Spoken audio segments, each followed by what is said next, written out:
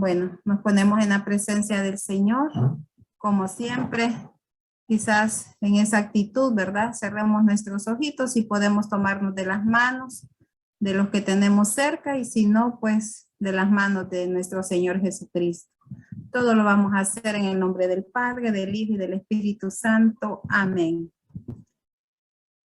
Amado Señor, Dios que estás en el cielo y que estás aquí entre nosotros.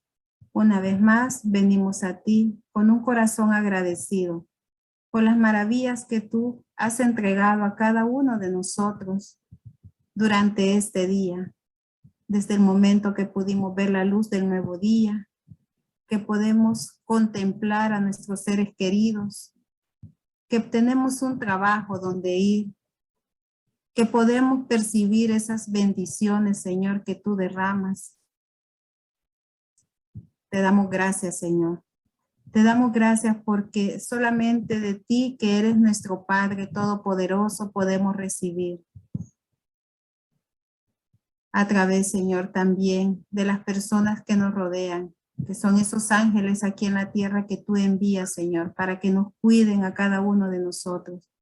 Porque somos tus hijitos, Padre bendito, y como Padre que eres, siempre estás pendiente de nosotros. Gracias, Señor. Gracias, Padre, por todo cuanto nos das. También te fallamos, Señor, en nuestra condición humana. Tal vez hay cosas que no queremos hacer y caemos en esas tentaciones, Señor, del pecado.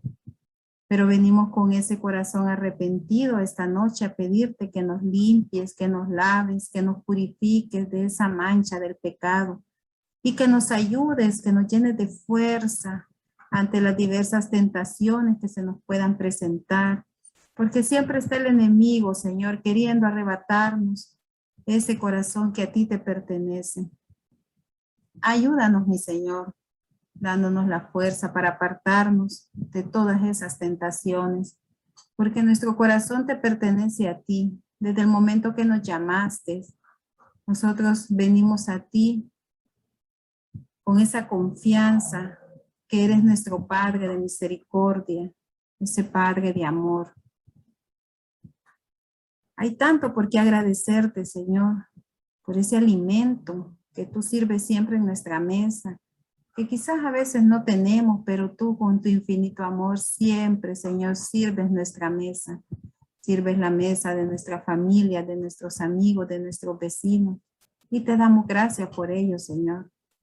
Por la salud, que muchas veces está quizás quebrantada, Padre del cielo.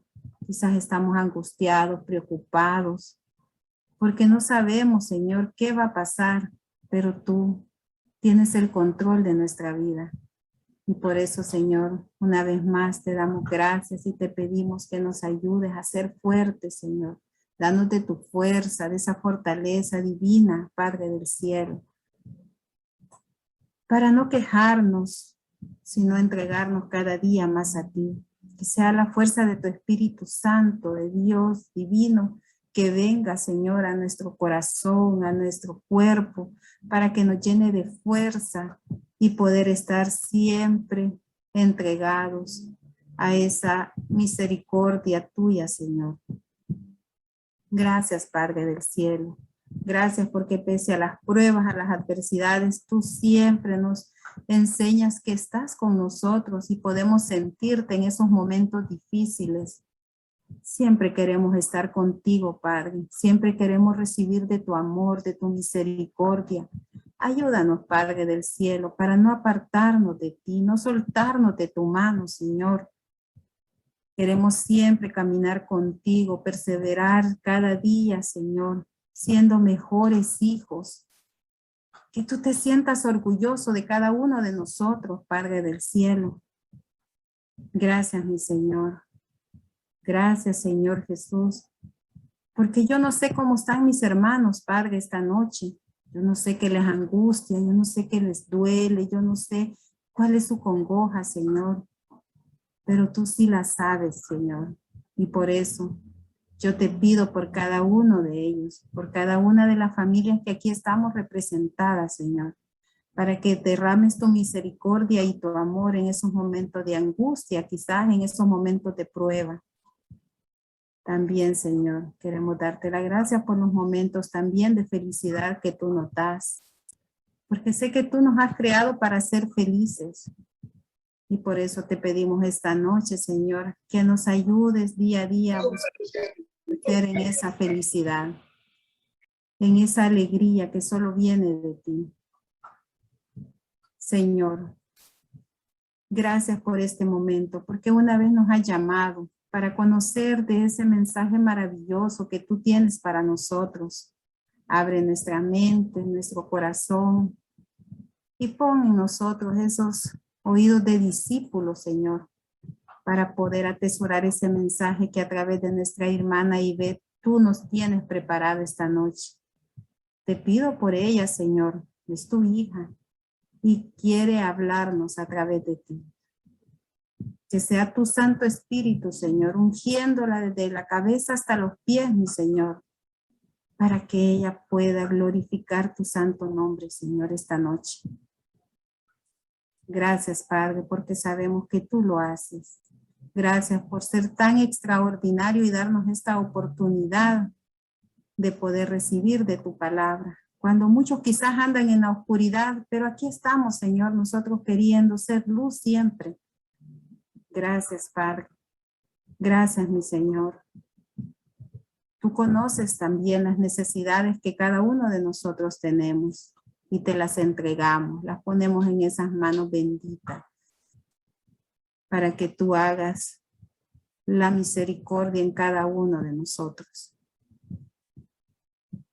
También, Señor, sabemos que donde estás tú está tu madre, nuestra Virgencita. Y queremos depositar también nuestras necesidades, nuestras preocupaciones, nuestros proyectos en las manos de tu Santa Madre, Virgencita María. Gracias porque estás aquí con nosotros, Madre. Y te pedimos también que tú nos ayudes a ir a acercarnos cada día más a tu Hijo, a nuestro Señor Jesucristo. Con esa fe, esa confianza que venimos ante ti, queremos pedirte que llenes nuestro corazón de alegría y de entusiasmo, de disposición para escuchar el mensaje de esta noche. Sea nuestro Señor Jesucristo, nuestra Madre bendita, la Virgencita. Bienvenidos a esta reunión. Gracias por quedarse con nosotros. Nos unimos en esa bella oración que tú nos has enseñado y como hermanos te decimos, Padre nuestro que estás en el cielo, santificado sea tu nombre.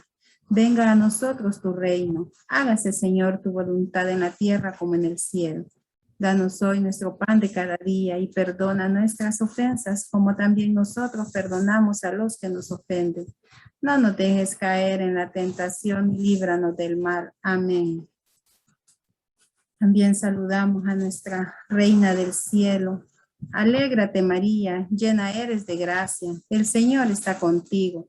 Bendita tú eres entre todas las mujeres y bendito es el fruto de tu vientre, Jesús. Santa María, Madre de Dios, ruega por nosotros pecadores, ahora y en la hora de nuestra muerte. Amén. Y quedamos reunidos en el nombre del Padre, del Hijo y del Espíritu Santo. Amén. Muchas gracias, Pati. Voy a poner un momento, una parte de... No, voy a poner una parte de esta... ¿Me pueden escuchar? Sí. Voy a poner una parte de esta alabanza.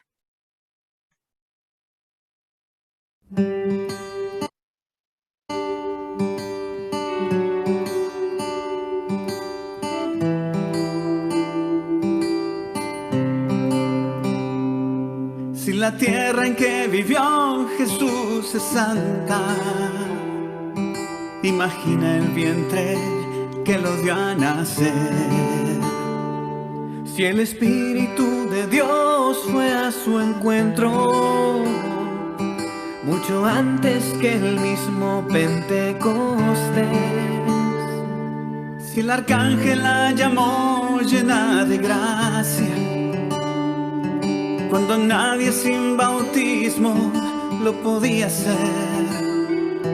Si Jesús, cumpliendo el cuarto mandamiento, le dio la honra tanto a ella y a José, le dio la honra a su madre y a José.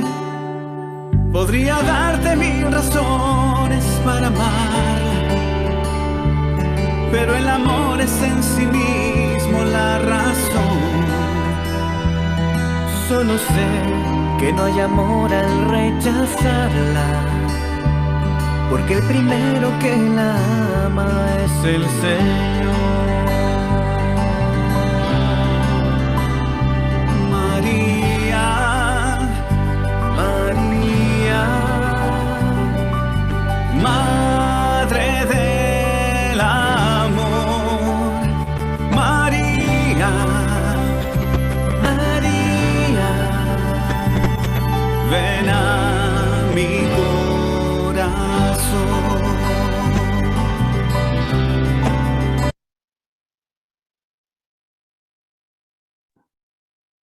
Entonces vamos a sí poder leer los objetivos. Los objetivos. Primero, entender el significado de dogma. Segundo, explicar los dogmas marianos. Tercero, apreciar cómo el retrato bíblico de María es reflejado y interpretado en la liturgia de la Iglesia. Y la esquema. Los dogmas y la Biblia. Retratos bíblicos de María. Dogmas marianos y María en las Escrituras Sagradas. Muchas gracias. Entonces, me da un poquito de tos. Así es que estaba mejor, lo prometo. Había hongo en la casa y eso me puso medio tos. Gracias, le quería dar gracias porque me pidieron que diera un tema y me pareció muy oportuno dar ese tema. Por eso puse la primera alabanza. ¿Por qué? Porque estaba en un estudio bíblico con unos hermanos de una iglesia y me dijeron en ese estudio bíblico que varias veces para ellos se les hacía difícil explicar por qué los católicos éramos tan marianos. También me dijeron que varias veces cuando se leía la Biblia o algo sobre la Virgen María, no entendían el contexto. Entonces yo me puse a pensar, sí, ¿verdad? Yo sé que nosotros tenemos que honrar y venerar a nuestra madre porque es la madre de Dios. Pero la verdad que como católica, yo debería de saber la parte realmente bíblica y por qué los católicos lo tenemos como parte de nuestra doctrina católica.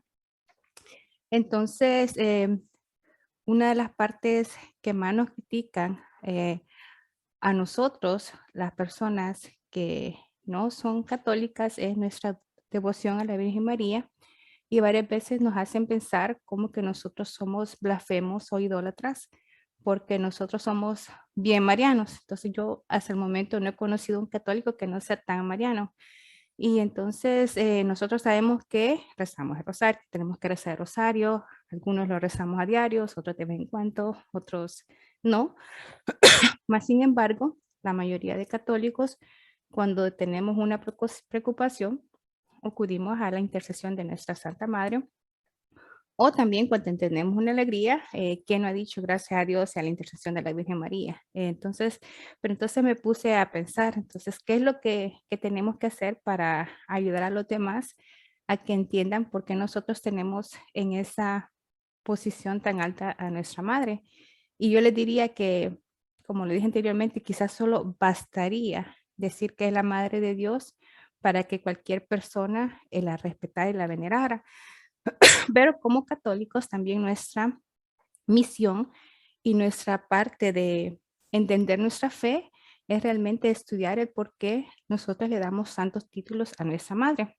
Entonces, al final de que yo termine esta pequeña charla, miren, yo no soy teóloga, yo he estado comenzando a estudiar acerca de la Biblia y de nuestra madre, que desde que Dios me mandó a descansar y me dio la oportunidad de seguir viva, entonces comenzaron tantas dudas y comencé a preguntarme yo misma qué significa esto y lo otro, y ha sido una experiencia maravillosa.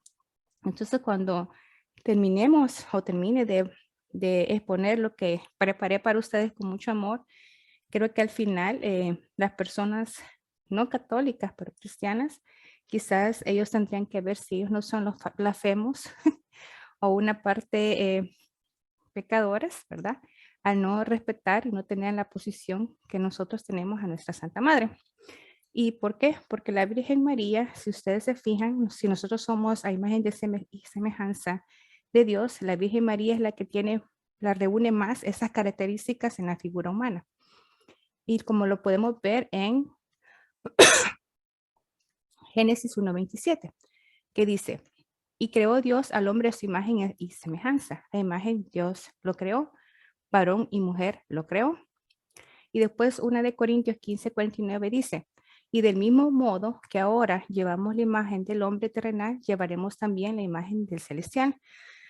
Entonces, a través que nosotros vayamos leyendo los dogmas y entendiendo los dogmas de la iglesia acerca de la Virgen María, vamos a entender que la persona 100% humana, porque sabemos que Dios era humano y tenía su parte divina, pero vamos a ver que la persona que realmente más está a imagen y semejanza de Dios es nuestra Madre Celestial. Entonces, lo primero que me gustaría explicar, que es un dogma.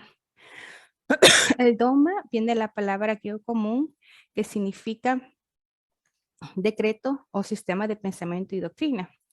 Y esa palabra griega dogma se utilizó desde antes de Cristo y hasta el siglo IV. Y como acabo de mencionar, significaba ley, decreto, prescripción.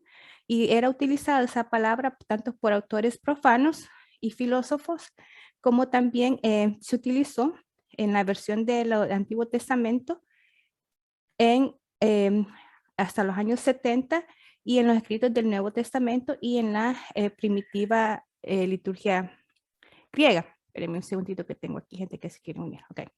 Entonces, pero al llegar al siglo IV, algunos autores como San Cirilo de Jerusalén y San Gregorio de Nicea dan el nombre de dogma solamente para las verdades reveladas. Entonces ya vamos a llegar al concepto actual que nosotros tenemos de dogma. En el siglo V, este sentido específico de dogma, o sea que es una verdad revelada, fue adoptado por casi todos los autores cristianos y es el que ha tenido desde entonces y tiene ahora. O sea que la palabra dogma, como que antes era decreto y ley, se ha utilizado por muchos años, ¿verdad?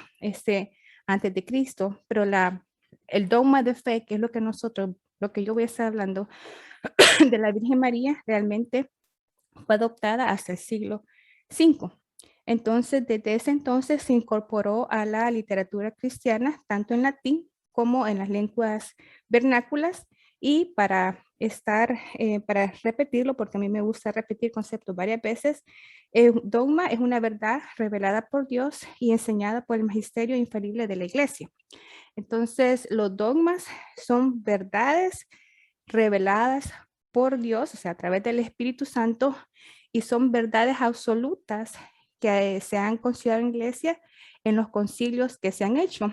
Entonces, el dogma, para decirlo, es una verdad revelada por Dios en la Escritura, que todos en un concilio dijeron, esta es la verdad y nadie la puede negar. Y los cristianos católicos la tenemos que incorporar como verdad y no la podemos refutar.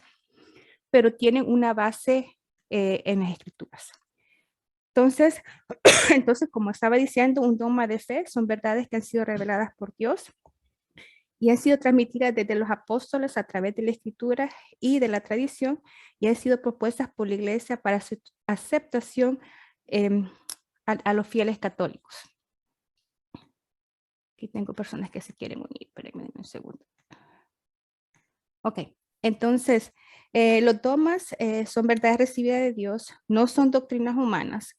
Entonces, eso no quiere decir que yo como católica cristiana voy a venir con un nuevo dogma. De la nada, eso no viene algo que yo me estoy imaginando o que un papa se imaginó. Esa fue una verdad revelada a través de la interpretación de las escrituras.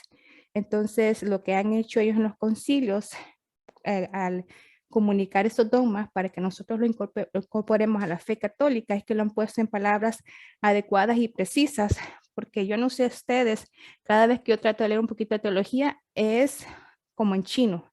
Es bien difícil, por lo menos para mí, que nunca había estudiado, entender y trato de buscar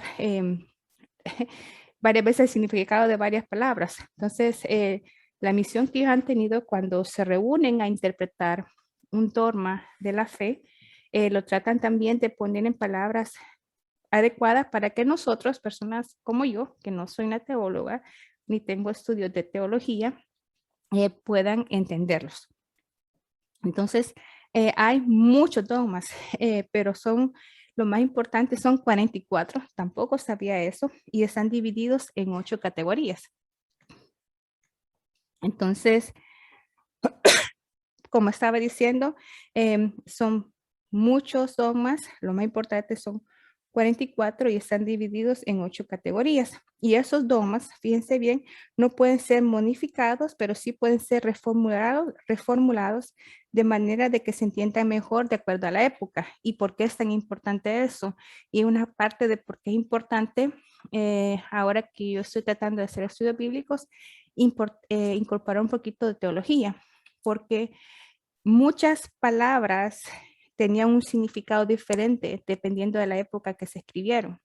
Entonces aquí están diciendo que los dogmas no se tienen que cambiar, sino que se tienen que reformular para que se apliquen a la época. Y es porque las cosas cambian.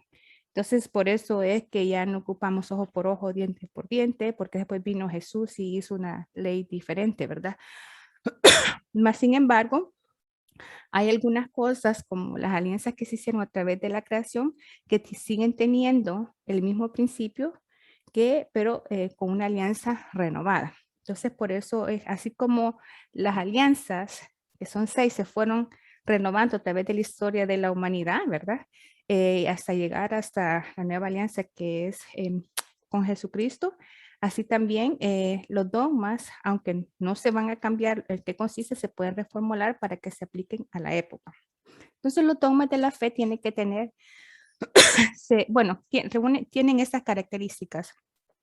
Número 1, que se basen en la autoridad de Dios que los revela. Número 2, al definirlos la iglesia garantiza que se hallan en la divina revelación, como estaba diciendo, por iluminación del Espíritu Santo. Los dogmas son definidos solamente por el Papa o por un concilio. Un concilio es cuando se reúnen los obispos con el Papa. 4. Una vez proclamado un dogma solemnemente, no puede ser derogado. Como estaba diciendo, no se puede cambiar, pero sí se puede reformular por otro concilio o por el Papa. Los católicos estamos obligados a aceptar y creer en ellos. Entonces, por eso es importante que nosotros sepamos como católicos la importancia de los dogmas, porque son verdades absolutas que nosotros deberíamos de creer, pero esa es la parte en las que nos tenemos que educar, que sí tienen una parte basada en las escrituras, las santas escrituras. Y número 6, la iglesia no las impone, son luces de la verdad que iluminan nuestra fe. Entonces, no estamos obligados, nadie nos puede imponer nada, porque para eso Dios nos dio el libre albedrío. Mas, sin embargo, en esta parte de los dogmas, específicamente, que vamos a hablar de los dogmas de la Virgen María, nos van a ayudar a fortalecer nuestra fe, porque nos van a ayudar a entender el papel de nuestra Virgen, nuestra Madre Santísima de Salvación. Entonces, como estaba diciendo, hay 44 dogmas que son más importantes y están divididos en 8 categorías. Entonces están los dogmas sobre Dios, dogmas sobre Jesucristo, dogmas marianos, dogmas sobre el Papa y la Iglesia, dogmas sobre la creación del mundo, dogmas sobre el ser humano, dogmas sobre los sacramentos y los dogmas sobre las últimas cosas. Entonces hoy nos vamos a enfocar en los dogmas marianos.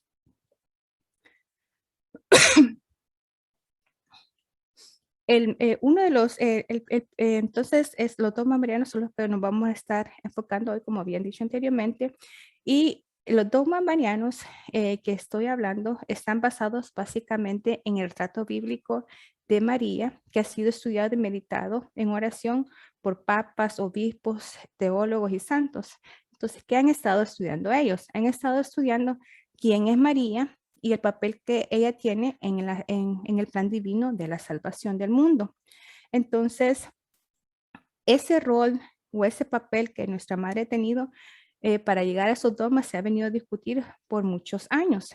Entonces, los dogmas o doctrinas de la Iglesia Católica hacia la Virgen María nos dicen que ha tenido una maternidad divina por ser la Madre de Dios, una virginidad perpetua, o sea que voy a ir explicando cada uno de esos dogmas, ha tenido una inmaculada concepción y fue asunta a los cielos.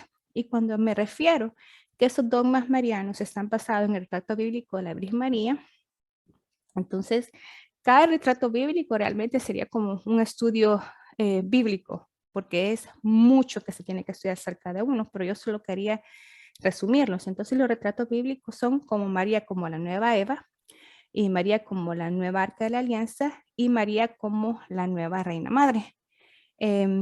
Tuvimos una Arca de la Alianza anterior, tenemos la Eva original, y después Reina Madre se tiene que explicar porque, por ejemplo, la mamá del rey David tenía un rol y María ha tenido un rol similar. Entonces, por eso, basados en esos retratos bíblicos de María, es que se han dado por la iluminación del Espíritu Santo los dogmas marianos. Entonces, el primer dogma de que voy a estar hablando es María, Madre de Dios. Y ese sería el primero y más grande dogma de María Santísima en su divina maternidad, como escribió Pío XII en su Fulgens Corona.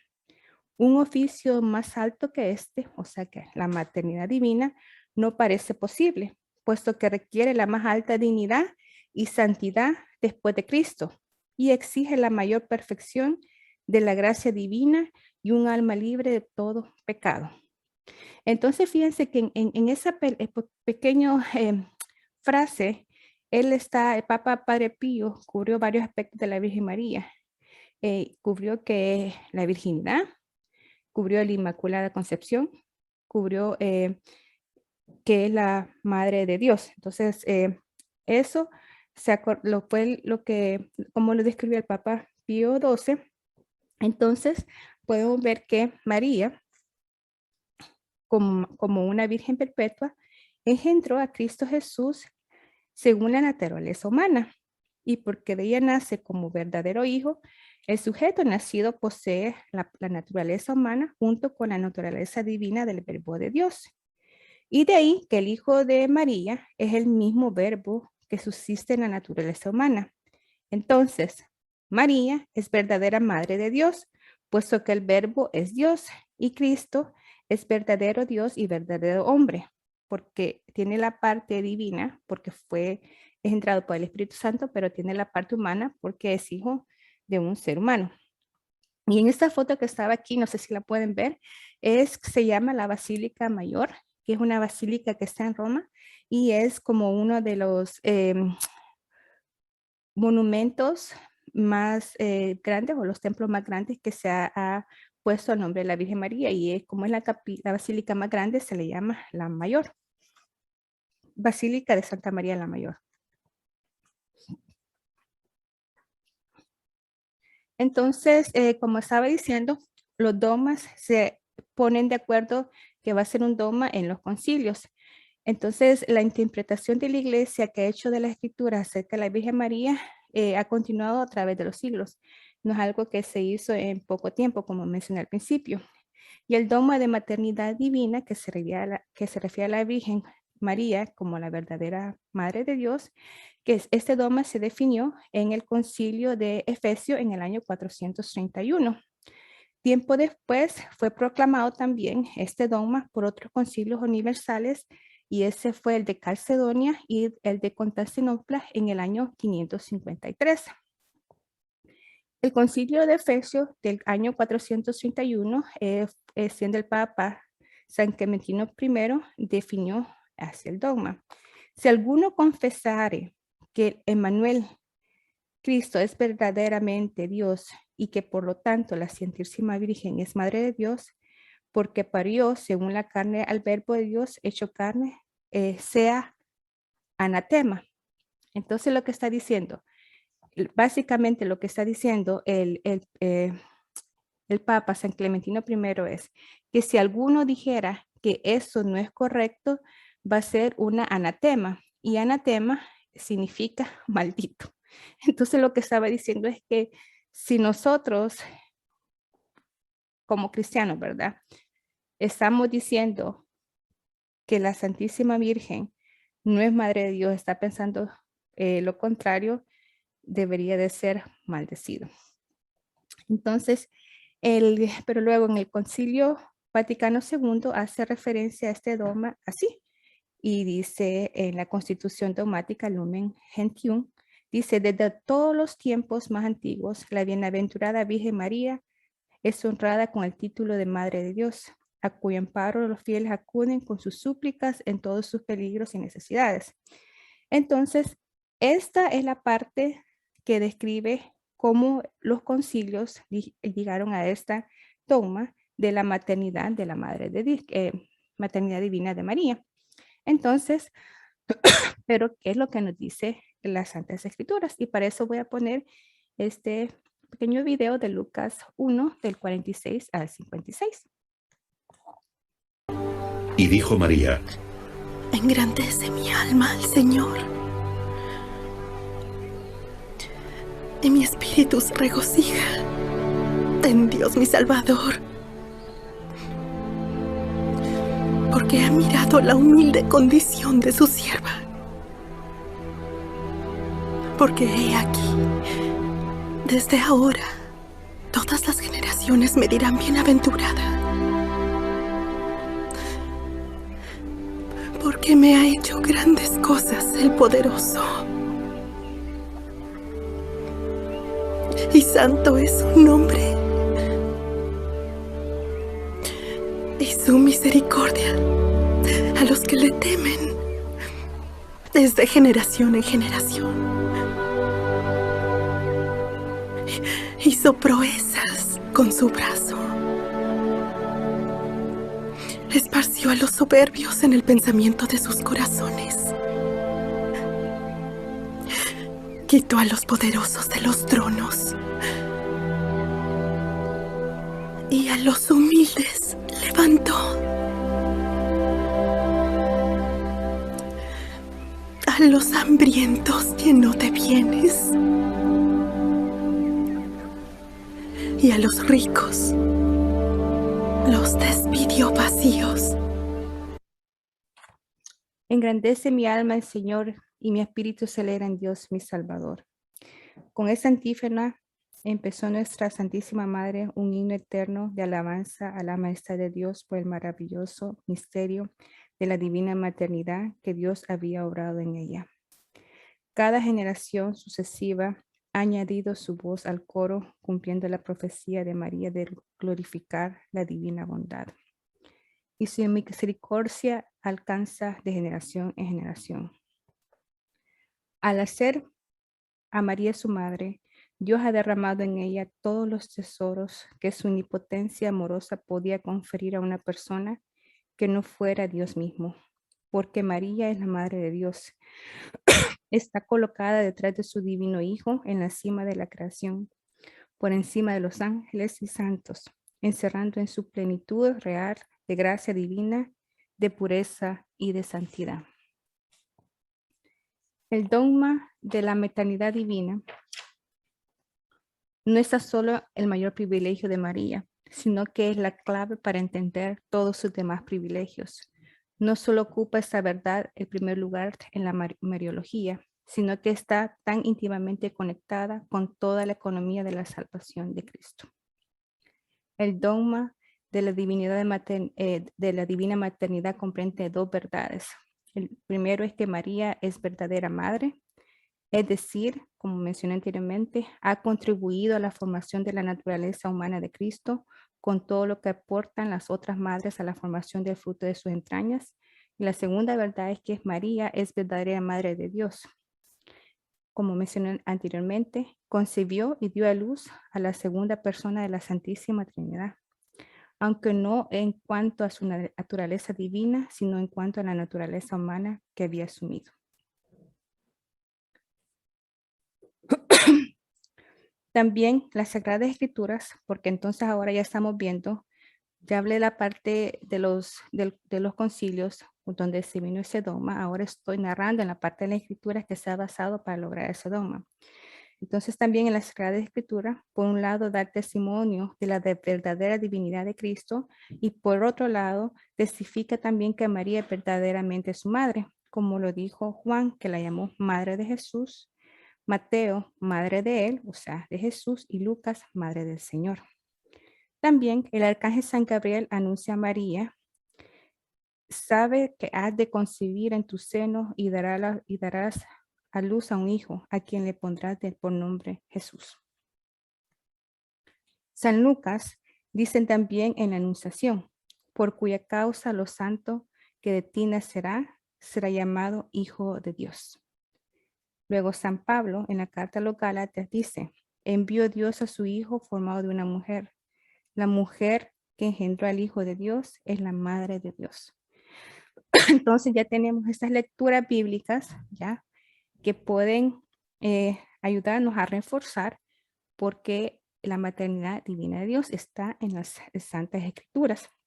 Y ya mencioné que basado en estas escrituras fue que el concilio acordó el dogma de la maternidad divina de Dios. En esta foto que ven aquí, me dicen si no la pueden ver, este es un icono griego que se llama de la glicofilosa, y que significa la que besa dulcemente. Este es un icono bizantino de la Virgen Santísima y llevan tradicionalmente 3 estrellas en su manto. La primera va a ser en el hombro derecho, la segunda en la frente y la tercera va a estar en el hombro izquierdo. Y eso, ya voy por el segundo dogma, ¿verdad? Está simbolizando la virginidad perpetua de la Santísima Virgen. Y eso quiere decir, esas 3 estrellas, que fue antes del parto, durante el parto y después del parto. Entonces, fíjense que se llama virginidad a la integridad corporal unida a la castidad, que es virtud del alma y que informa y da valor a la integridad de la carne. Esa integridad de por sí no es una virtud, sino condición natural de todo ser humano que con ella nace. Pero conservar esa integridad como homenaje del alma a Dios se llama propiamente virginidad. Entonces, lo que nos quiere decir aquí, porque nosotros hablamos de la virginidad perpetua de nuestra madre, es que ella no fue nada más, porque estamos diciendo que fue antes del parto, durante el parto y después del parto, pero también ella fue casta y tuvo esa virtud en el alma. Entonces, por eso se le llama la virginidad perpetua de nuestra Santísima Madre. Y aquí, ya dije el concepto de virginidad. Entonces, conservar la integridad a través también de la castidad es lo que se llama virginidad perpetua e integral de nuestra madre. Entonces, como mencioné anteriormente, el dogma de la perpetua virginidad se refiere que fue virgen antes, durante y después del parto y se mantuvo así hasta su gloriosa asunción, que la asunción de la Virgen María es otro dogma, ¿verdad? Entonces, este dogma de la perpetua virginidad de María fue adaptada como dogma en el Lumen Gentium, que se llama Constitución Dogmática sobre la Iglesia del Concilio Vaticano II. Ya vieron que estoy mencionando que 2 dogmas han sido tomados en este Concilio Vaticano II, se han sido retomados. El primero ya había sido tomado anteriormente, pero sigue siendo de la virginidad perpetua fue en el Concilio Vaticano II. Y este dogma está basado, como mencioné anteriormente, en las Santas Escrituras que dicen, ella es la Virgen quien concebirá y dará a luz un hijo cuyo nombre será Emmanuel. Voy a hablar un poquito de estas lecturas más adelante. Entonces, ¿pero qué nos dice el Catecismo de la Iglesia Católica? Porque fíjense que estoy hablando de la escritura bíblica en la que está basada los dogmas y ahora cómo esos dogmas también se han ido incorporando a nuestra doctrina católica, a las enseñanzas católicas, al catecismo de la Iglesia Católica. Entonces, ¿qué dice el literal 499 del catecismo de la Iglesia Católica? Dice, la profundización de la fe en la maternidad virginal ha llevado a la Iglesia a confesar la virginidad real y perpetua de María, incluso en el parto del Hijo de Dios hecho hombre. En efecto, el nacimiento de Cristo, lejos de disminuir, consagró la integridad vaginal de su madre.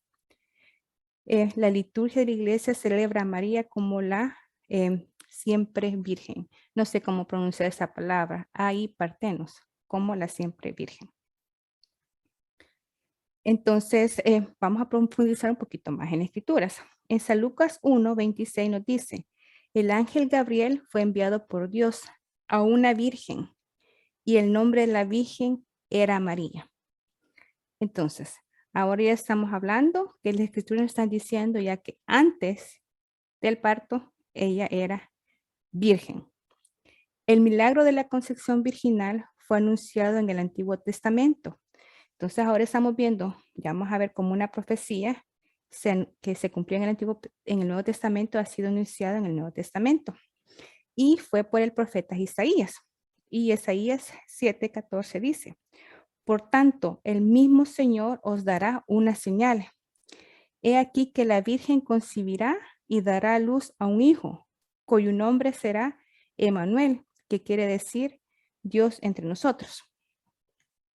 Y luego le está diciendo, por lo tanto, el cumplimiento de la profecía de Isaías está también testimoniada en los evangelios de Lucas 1:26 y Mateo 1:18, que dice, el nacimiento de Cristo fue de esa manera.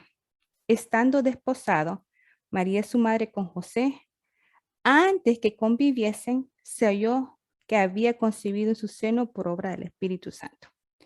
Entonces, seguimos diciendo que ella fue virgen antes de la concepción y durante la concepción, fue por obra del Espíritu Santo. En San Lucas leemos también, María dijo al ángel, ¿cómo ha de ser eso? Pues yo no conozco varón. El ángel en respuesta le dijo, el Espíritu Santo descenderá sobre ti y la virtud del Altísimo te cubrirá con su sombra. Entonces, estas lecturas bíblicas simplemente están respaldando este segundo dogma. Ahora vamos al tercer dogma. Si voy muy rápido, dígame, que yo tengo que hablar, varias veces tendo a hablar muy rápido. Aquí podemos ver en esta foto que realmente es de una pintura, de una obra de arte, y se llama La Inmaculada de Guercino.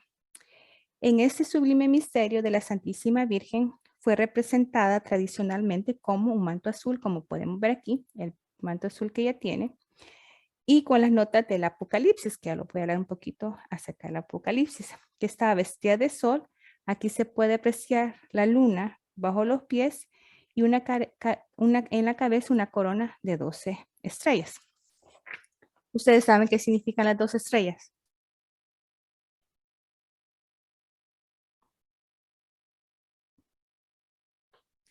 Las 12 tribus y los 12 discípulos.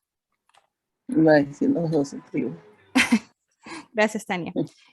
Entonces, este dogma de la Inmaculada Concepción establece, fíjense, la otra parte que por eso es importante saber nosotros que María es la arca de la nueva alianza, porque se debe de conocer las características de la arca de la alianza original. Pero la Inmaculada Concepción de la Virgen María nos quiere decir que la Santísima Virgen María, desde el primer instante de su concepción, fue por singular gracia y privilegio de Dios omnipotente en prevención de los méritos de Cristo Jesús, Salvador del género humano, preservada e inmune de toda mancha de culpa original. Entonces, ¿qué quiere decir esto?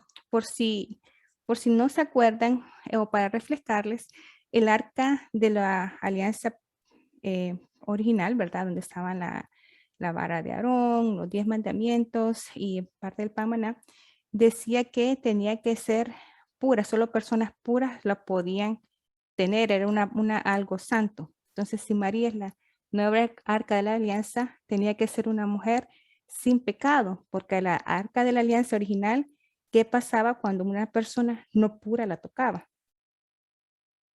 Se moría. Entonces la Virgen María, que es la nueva arca de la alianza, porque llevó en su vientre la nueva alianza, que es Jesús, ¿verdad? Que es también el sacerdote y el pan de vida, tuvo que haber sido pura también, porque si no, no hubiera podido ser la mamá de Dios.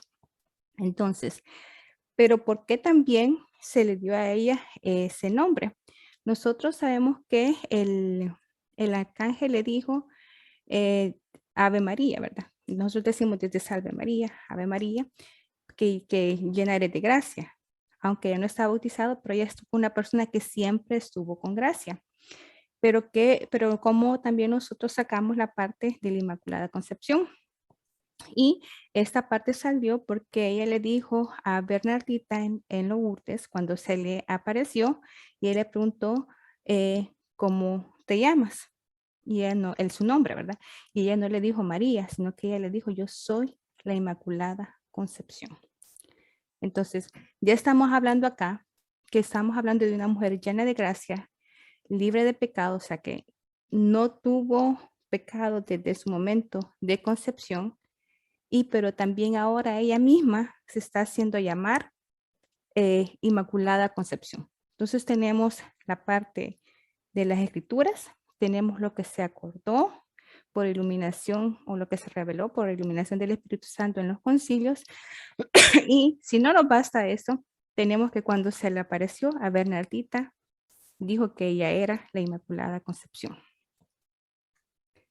Y cada 8 de diciembre, la iglesia celebra el dogma de fe que nos revela que por la gracia de Dios, la Virgen María fue preservada del pecado desde el momento de su concepción, como lo había dicho ya, hasta, o sea, desde que comenzó su vida humana hasta cuando ella falleció. Entonces así, el 8 de diciembre de 1854, en su bula, y algunos, estos nombres son en latín. Entonces dice, Ineffabilis Deus, el Papa 9 proclamó este dogma diciendo, dijo, declaramos, proclamamos y definimos que la doctrina que sostiene de la Beatísima Virgen María fue preservada inmune de toda mancha de la culpa original en el primer instante de su concepción por singular gracia y privilegio de Dios omnipotente, en atención a los méritos de Cristo Jesús, Salvador de género humano, está revelada por Dios y debe ser por tanto firme y constantemente creída por todos los fieles. Entonces aquí tenemos cuando ya se dijo en este concilio de Basilea, que lo que estaba, que eso fue lo que se acordó, pero está basada en las escrituras. ¿Y qué más dicen las escrituras? La Inmaculada Concepción se ha indicado en las Sagradas Escrituras ya desde sus primeras páginas. Y aquí vamos a hablar un poquito de inicio. Fíjense bien cómo a través de toda la Santa Biblia, Antiguo y Nuevo Testamento, se han venido respaldando en los concilios para llegar a esos dogmas. Entonces, ¿qué dijo en Génesis 3:15? Dice, dijo el Señor Dios a la serpiente, por cuanto hiciste esto, maldita eres entre todos los animales de la tierra. Andarás arrastrándote sobre tu pecho y tierra comerás todos los días de tu vida. Yo pondré enemistad entre ti y la mujer, entre tu raza y la descendiente suya. Ella quebrantará tu cabeza y tú andarás acechando a su calcañal. En este pasaje de Génesis se llama protoevangelio. Y precisamente por la naturaleza de la profecía encerrada en sus palabras, la serpiente que indica el demonio, ¿verdad? El pecado, y la mujer que será su enemiga, le aplastará la cabeza. Y esa es María, a través de su Hijo divino Jesús, que es la descendencia de la mujer. Y cuando dice, y tú andarás acechando a su calcañal, es porque Dios nos redimió de pecado a través de su sufrimiento que tuvo. Entonces, pero entonces otra cosa que tiene que ver, si la Virgen María hubiera nacido con pecado, es que hubiera sucumbido al al problema del demonio, a la tentación del demonio, pero ella fue una mujer desde que su concepción fue pura. Entonces, por eso con ella ya en una forma, hubo esa enemistad que con su descendencia, pues se venció la muerte, se venció el pecado, pero ella no fue víctima del pecado por el demonio. Luego, en las palabras que usa el arcángel San Gabriel, como había mencionado anteriormente, para anunciar a María el misterio de la encarnación, también encontramos claramente implícito el privilegio de la Inmaculada Concepción, porque dice, salve llena de gracia, el Señor es contigo, bendita tú eres. Entonces, aquí está diciendo, y yo sé que esto es repetitivo, estar llena de gracia, no bíblicamente, no cualquier persona era llena de gracia. Entonces, para estar llena de gracia tenía que estar libre del pecado. En este caso ha sido la Virgen María que lo es. Y lo podemos ver en este video.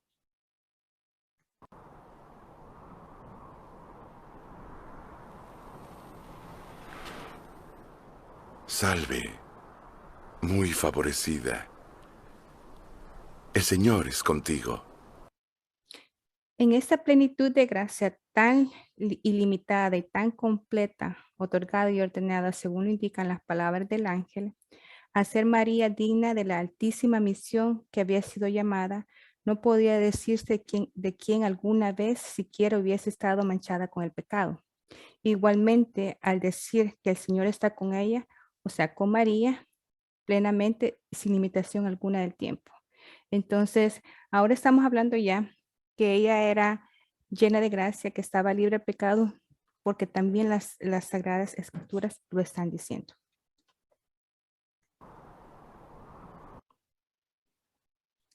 Entonces, también podemos ver que Santa Isabel, hinchada por el Espíritu Santo, dice a María, bendita tú eres entre todas las mujeres y bendito es el fruto de tu vientre. La bendición de Dios que descansa sobre María es considerada paralelamente a la bendición de Dios que descansa sobre Cristo en cuanto a su humanidad. Este paralelismo, o sea, la comparación, paralelismo significa una comparación, sugiere que María, al igual que Cristo, estuvo libre de todo pecado desde el comienzo de su existencia. Y aquí podemos ver ese saludo. María.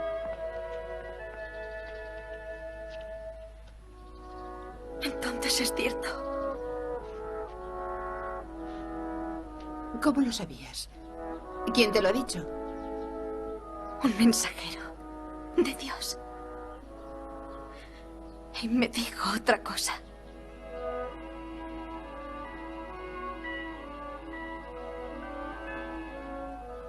Algo aún más maravilloso. Bendita eres entre todas, y bendito será el fruto de tu vientre. Yo también me siento muy honrada de que la madre del escogido venga a mí. En el momento en que tu saludo llegó a mis oídos, el niño de mi vientre saltó de alegría. Bueno, entonces, como podemos ver ahí en el video, ¿verdad? Repite lo mismo, bendita entre las mujeres y bendito el fruto de tu vientre. Entonces, ahora ya estamos viendo que se unen como los dogmas de la Inmaculada Concepción, también la Madre de Dios, en solo un versículo de Lucas, en Lucas 1:42. Y el último de los dogmas es de la Asunción de la Virgen María. La fiesta de la Asunción de la Santísima Virgen María se celebra en la iglesia el 15 de agosto y la víspera es el 14 de agosto. Esta fiesta tiene un doble objetivo, celebrar la partida de María de esta vida y su asunción en cuerpo y alma al cielo. Y lo que nos ha enseñado pues Papa Pío XII en la Constitución, que se llama Munificentimus Deus, es que la Inmaculada Madre de Dios, siempre Virgen María, cumplido el curso de su vida, terrenal, fue asunta en cuerpo y alma a la gloria celestial. Voy a poner este video que yo creo, no sé, es una percepción de cómo pudo haber sido esa asunción, pero aquí me gustó algo, me gusta la mayoría parte del video para que lo veamos.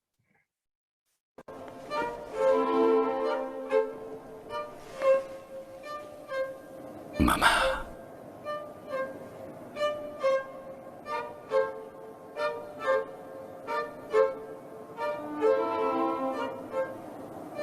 Has llegado. Vida mía. Hijo mío. Y mi creador. ¿Creías que te abandonaría? Yo solo soy una madre. Que aunque no lo entendía, siguió amando a Dios. Hoy, tus ojos lo contemplarán en el paraíso. Pero yo no soy digna. Porque amé a mi hijo más que a Dios. Es lo mismo. Es lo mismo.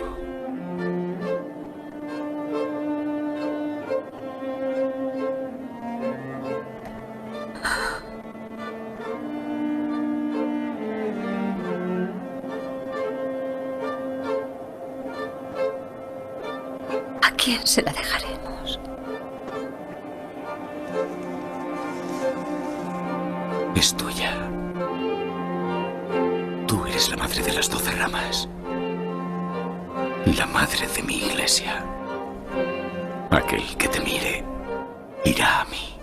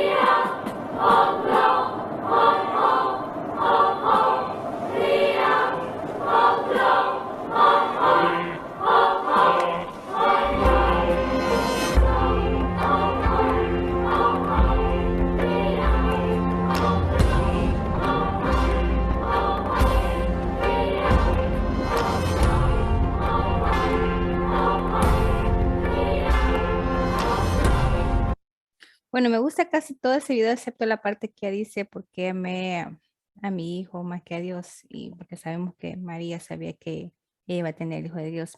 Verles es lo mismo, pero de ahí todo más me gustó. Entonces, ¿por qué me gustó? Porque se dice que María fue asunta en cuerpo y alma a los cielos inmediatamente después de que acabó su vida terrestre.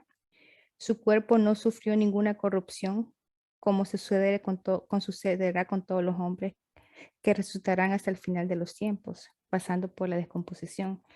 Entonces, me gusta esa idea de que Jesús vino y se la llevó, pero la verdad que solo ellos saben, ¿verdad?, cómo eso pasó. ¿Y por qué estoy diciendo eso? Porque es importante mencionar que la última mención de la Virgen María en la narración bíblica se refiere a la vida de la iglesia primitiva entre los días de la Ascensión y Pentecostés. Y esta es la última mención que se hace a la Virgen María en Hechos 1:14. Todos ellos perseveraban juntos en la oración en la compañía de algunas mujeres de María, la Madre de Jesús y de sus hermanos. Sin embargo, en la encíclica Munifetusemus Deus, que se llama Generosísimo Dios, el Papa Pío XII se refiere a una larga historia de la creencia en la Asunción de María, una tradición antigua expresada en las homilías, oraciones, dedicatorias de la Iglesia y las celebraciones litúrgicas. ¿Y qué dice el Catecismo de la Iglesia Católica en el literal 974? Dice, la Santísima Virgen María, cumplido el curso de su vida terrena, fue llevada en cuerpo y alma a la gloria del cielo, en donde ella participa ya en la gloria de la resurrección de su Hijo, anticipando la resurrección de todos los miembros de su cuerpo. Entonces, subyacente a esa tradición estaba una vena muy rica de meditación e interpretación de la escritura.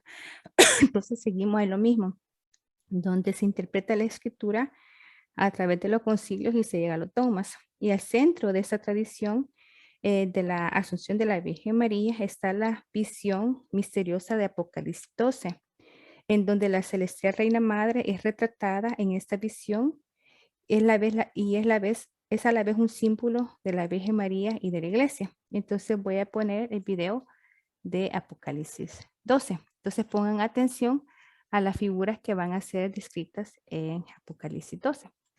Apocalipsis 12. Apareció en el cielo una gran señal, una mujer vestida del sol con la luna debajo de sus pies, y sobre su cabeza una corona de 12 estrellas.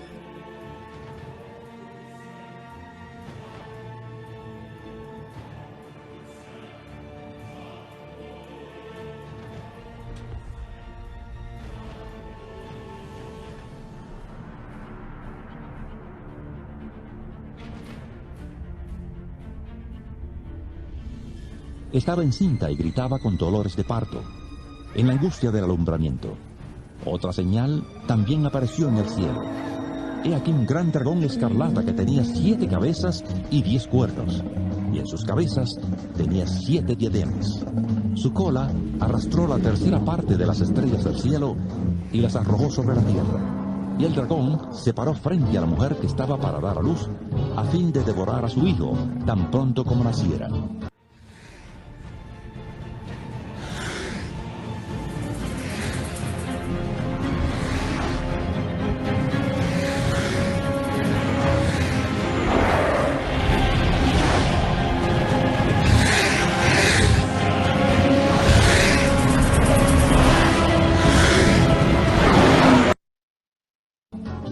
Ella dio a luz un hijo varón, que va a regir a todas las naciones con vara de hierro, y su hijo fue arrebatado para Dios y para su trono.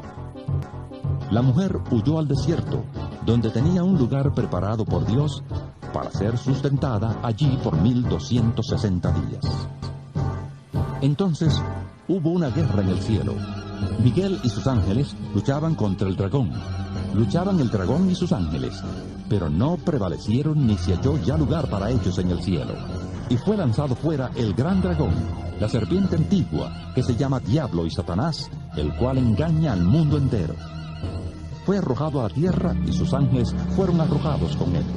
Entonces oí una gran voz en el cielo que decía: Ahora ha venido la salvación, el poder y el reino de nuestro Dios, y la autoridad de su Cristo, porque ha sido expulsado el acusador de nuestros hermanos, el que los acusaba delante de nuestro Dios día y noche.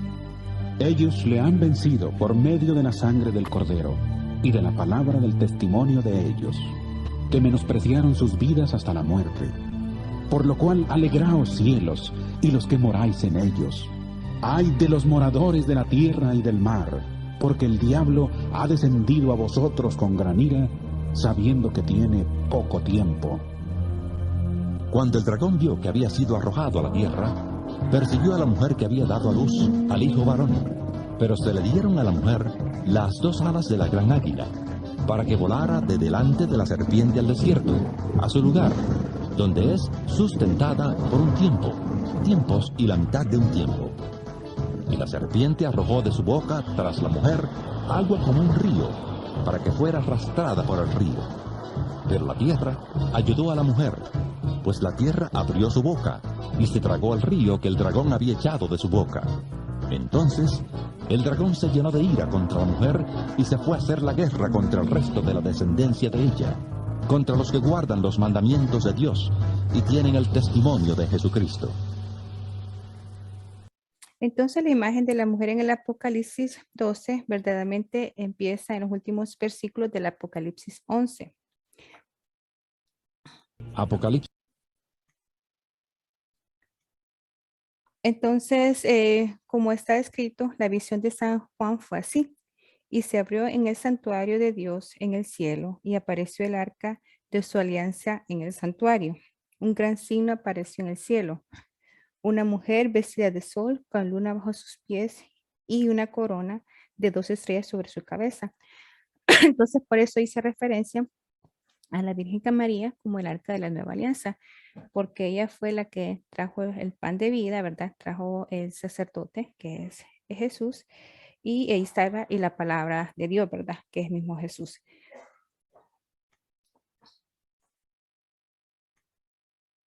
Entonces, ¿qué es lo que aprendemos nosotros sobre María en el Apocalipsis? Lo primero y cómo está relacionado este pasaje, porque lo puse, ¿verdad? En la creencia católica de la Asunción. En primer lugar, encontramos en el Apocalipsis todas las imágenes bíblicas de María que mencioné en el principio. También en ella es retratada como la nueva arca de la alianza, la nueva Eva, la hija de Sión y la reina madre del reino de Dios. Ella es vista como la Virgen Madre dando a luz al Mesías y también como madre espiritual de todos los que guardan los mandamientos y dan testimonio a Jesús. Y ella encarna o representa todo el pueblo de Dios. Ella experimenta la protección y alimentación en el desierto del mundo y vuela a un lugar preparado para ella por Dios. Entonces, para casi terminar, me gustaría que recordaran que la fiesta de la Asunción se puede encontrar la interpretación de la iglesia de estos textos bíblicos en las lecturas de las misas de la fiesta de la Asunción y en la víspera de esa que se celebra el 14 y 15 de agosto. Entonces, si ustedes quieren recordar esos textos bíblicos, también lo pueden ver en las misas que se celebran la Asunción, que sería el 14 y 15 de agosto. Y me gustaría saber, esto era todo. Espero que no los haya dormido. Ya pueden quitar, pueden abrir sus micrófonos y me gustaría que me dijeran cómo su devoción a María va a incrementar o cómo esto que les he presentado les va a ayudar a acercarnos más a María y en esa forma acercarnos más a su hijo. Bueno, si pudiera compartir, sabe que yo me volví católico unos 6 años atrás y una de las cosas que yo aprecio de María, Madre de Dios, es la intimidad, el amor tierno que ella tiene con su hijo. Entonces, la intercesión de ella ante su hijo, el amor que su hijo tiene por ella, es lógico, por supuesto, si Jesús nos ama, si Jesús siendo Dios es amor, entonces ¿cómo no puede amar a su madre? ¿Cómo ella no puede estar en el cielo con él? ¿Cómo ella no puede estar intercediendo por él? ¿Y cómo ella no puede ser tan santa? Entonces, es algo que suena muy lógico ahora y obvio. Soy católico, pero cuando no era católico no lo entendía por nada. Entonces, pienso que uno de los puntos de conversión para mí no fue tanto los temas teológicos, pero la intimidad que María tenía con Jesús y el amor que Jesús tenía que tener con ella.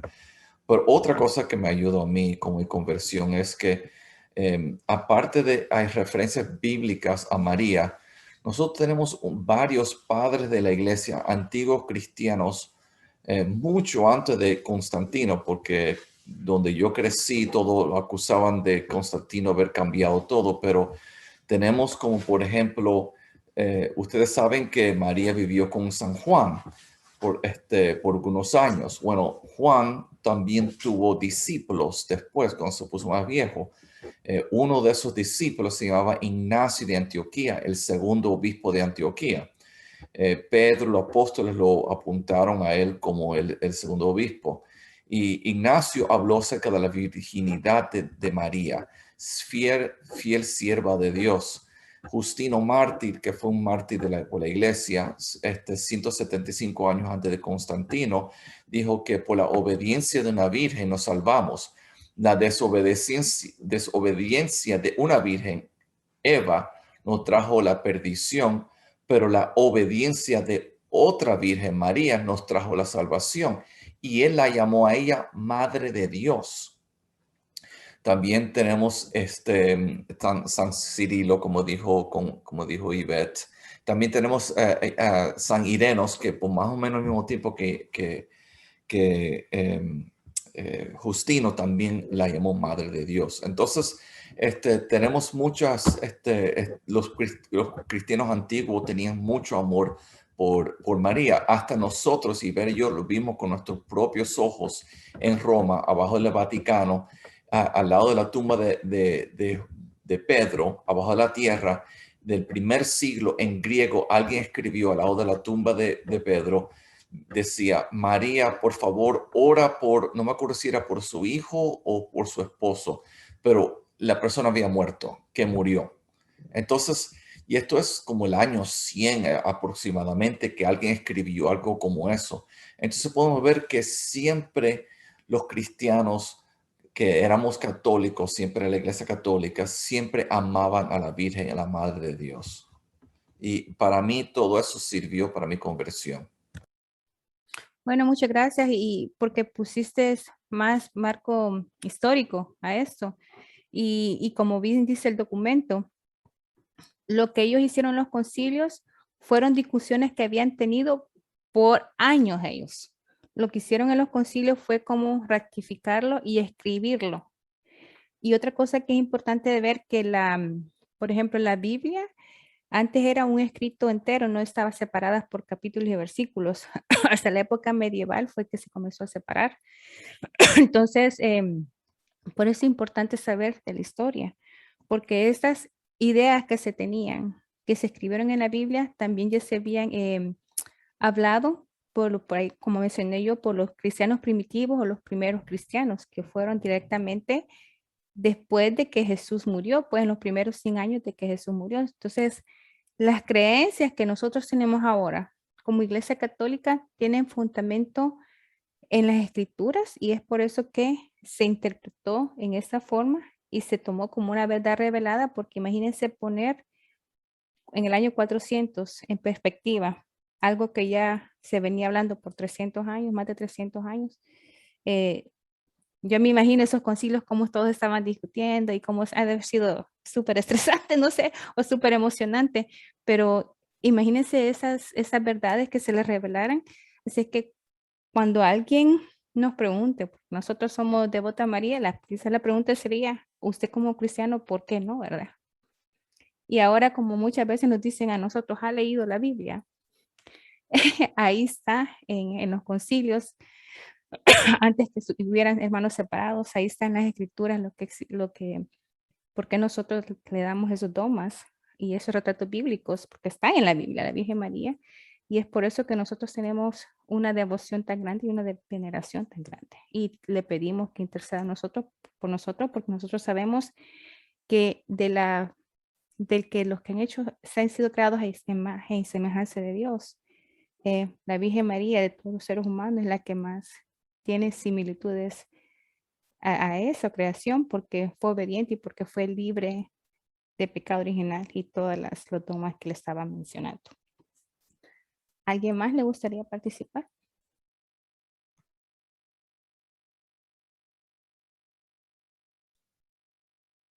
Bueno, espero que no los haya dormido, porque sé que hablo bastante. Miren, pero es bueno que esté hablando. Amén.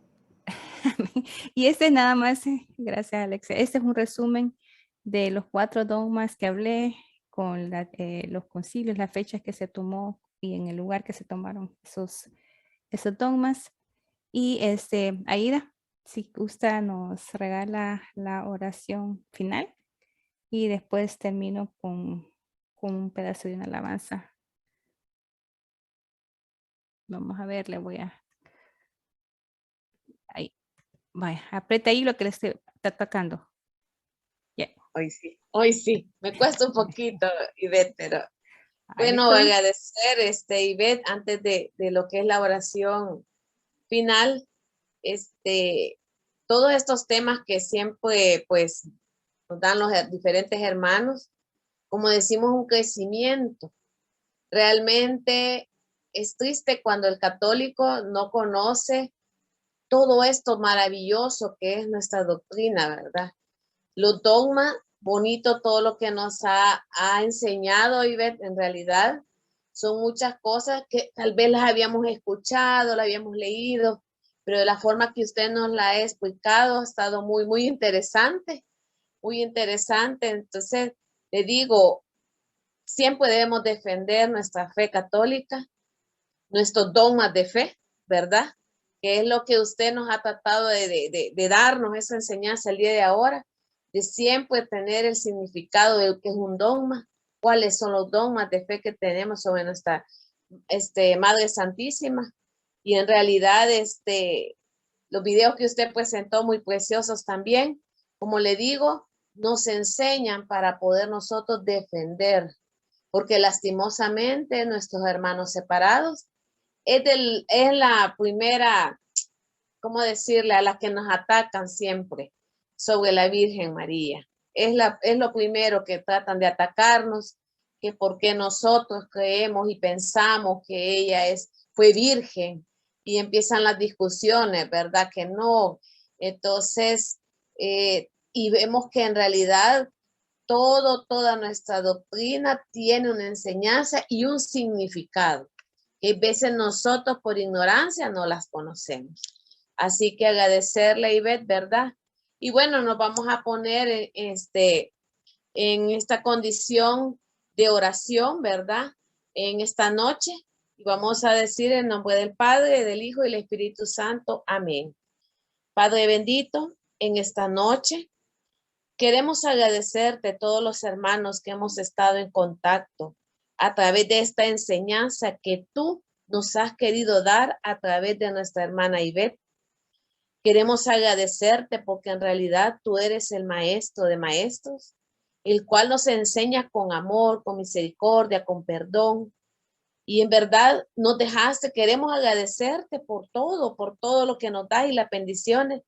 Y una de las bendiciones que de verdad debemos de dar gracias todos los días es por habernos dejado a nuestra Madre Santísima, a tu Madre, Señor, que también nos la entregaste ese día en la cruz y nos dijiste que ya era nuestra también, que la sentimos, que la veneramos y en realidad vemos que es ella y sabemos que es el canal directo al cual nosotros podemos llegar a ti, Señor. Agradecerte de verdad esa oportunidad que nos das en cada noche, de cada viernes, de poder nosotros ir creciendo espiritualmente. Te agradezco, te agradecemos, Señor, en esta noche nuevamente, porque tenemos instrumentos como Ivette. Bendícela, así como decía nuestra hermana Patti, que bendícela. De verdad, es una hija tuya que está aquí por ese amor a ti, Señor. Y sabemos que es un ángel, es un ser especial que está aquí en la tierra con nosotros y que tú la tienes cuidándola y bendiciéndola. Gracias, Padre bendito, por estas oportunidades que nos das para seguir nosotros conociéndote a ti y en esta noche conociendo más de tu Madre, nuestra Madre Santísima. A ti, mamita linda, ¿qué más decirte? Gracias, Madre. Gracias porque siempre intercedes ante nuestras necesidades. Tú las conoces. Los santos rosarios que te rezamos, lo hacemos a ti especialmente, mamita linda. Tú nos dejaste ese instrumento tan bello en el cual nosotros podemos expresar y lo hemos vivido. La pastoral familiar hemos vivido de verdad con testimonio el saber orar y rezar el Santo Rosario que tú nos lo dejaste como ese instrumento maravilloso para siempre tener fe de que tú nos escuchas, de que tú estás con nosotros. Tú como madre, si todas las que somos madres sabemos esa entrega, que daríamos la vida por nuestros hijos, imaginemos a nuestra Madre Santísima. Dio su vida, lo dio todo por amor a su Hijo y lo sigue dando por amor a nosotros. Gracias, mamita linda, y agradecerte en esta noche por acompañarnos también y porque nunca nos dejes solos. Siempre te suplicamos que nos acompañes, que nos bendigas, que siempre intercedas por nosotros ante tu Hijo nuestro Señor.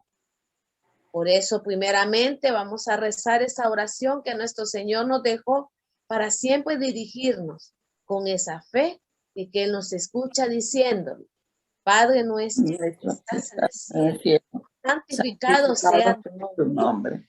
A nosotros tu reino. Hágase, Señor, tu voluntad en la tierra como en el cielo.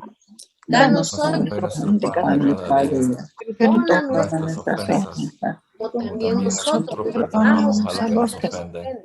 No nos dejes caer en la tentación, mas líbranos de todo mal. Amén. Y a ti, mamita linda, en esta noche maravillosa, que ha sido dedicado a ti, te decimos, Dios te salve María, llena eres de gracia. El Señor está contigo. Bendita tú eres entre todas las mujeres y bendito es el fruto de tu vientre, Jesús. Santa María, Madre de Dios, ruega por nosotros los pecadores, ahora y en la hora de nuestra muerte. Amén. Y estuvimos reunidos en el nombre del Padre, del Hijo y del Espíritu Santo. Amén. Amén. Antes que se me olvide, sí, tu micrófono. Quiero ver, ¿verdad? Esta fue las referencias que ocupé para preparar ese tema. Fue parte de la fe. Son 2 sitios de internet católicos y 2 libros. Bueno, un estudio teológico del Centro Teológico San Pablo, y el otro se llamaba un libro de los dogmas de María y el autor es Giorgio Cernani. Me gusta siempre terminar con una alabanza, así es que pues, yo sé que es noche, perdón, voy a poner la alabanza y si gustan se quedan escuchándola o si gustan buenas noches, pero me gusta terminar siempre con una alabanza. Gracias, Ibe. Gracias a todos. Gracias. Gracias, estuvo muy lindo. Esas charlas acrecentan más la fe. Amén.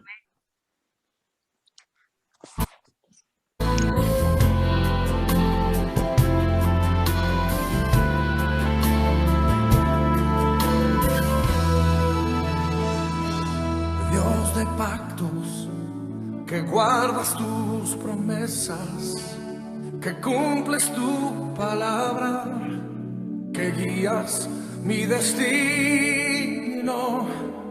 Dios de